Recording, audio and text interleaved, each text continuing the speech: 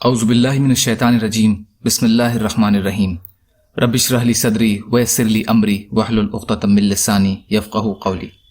منتخب احادیث، علم و ذکر، اللہ تعالیٰ کے ذکر کے فضائل۔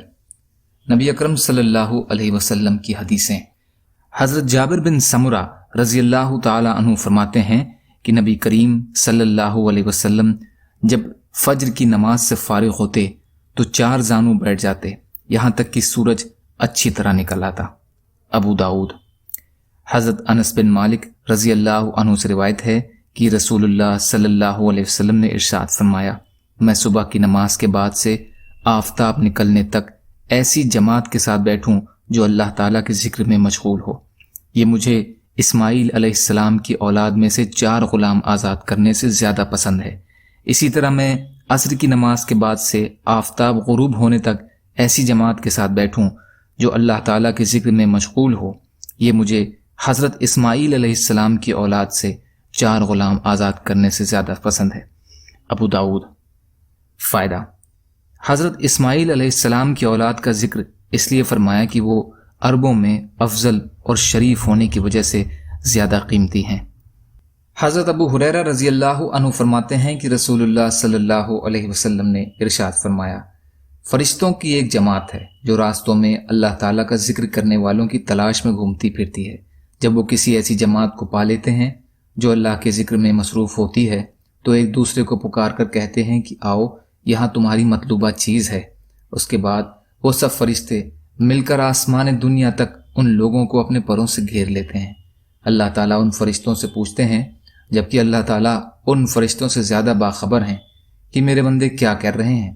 فرشتے جواب میں کہتے ہیں، وہ آپ کی پاکی، بڑائی، تعریف اور بزرگی بیان کرنے میں مشغول ہیں۔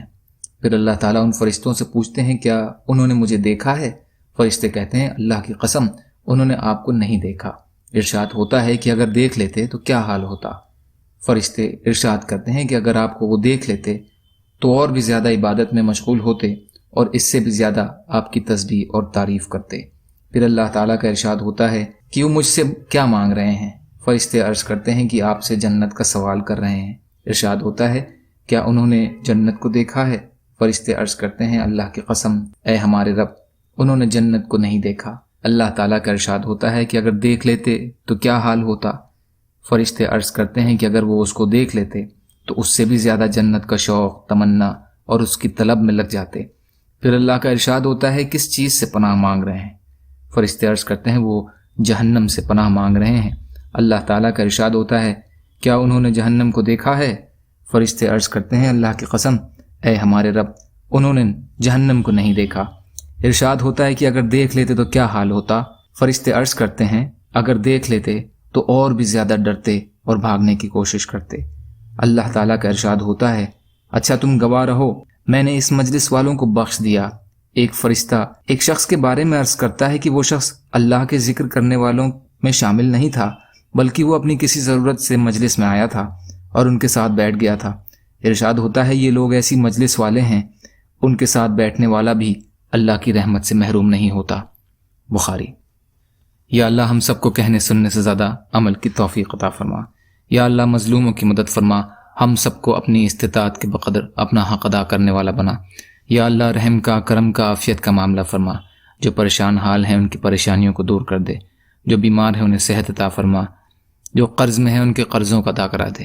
یا اللہ آپ کے لیے ہر چیز آسان ہے، یا اللہ ہمارے لیے بھی آسانیاں پیدا فرما دیجئے۔ یا اللہ دین پہ چلنا آسان کر دیجئے۔ یا اللہ دین کا کام کرنے والا بنا دیجئے۔ یا اللہ ہم سب کو ایک جماعت بنا دیجئے۔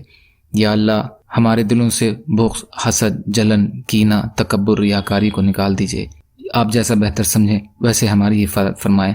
اللہم انا نجعلک فی نحورہم ونعوذ بک من شرورہم برحمتک یا ارحم الراحمین۔ لا الہ الا اللہ محمد رسول اللہ۔ السلام علیکم۔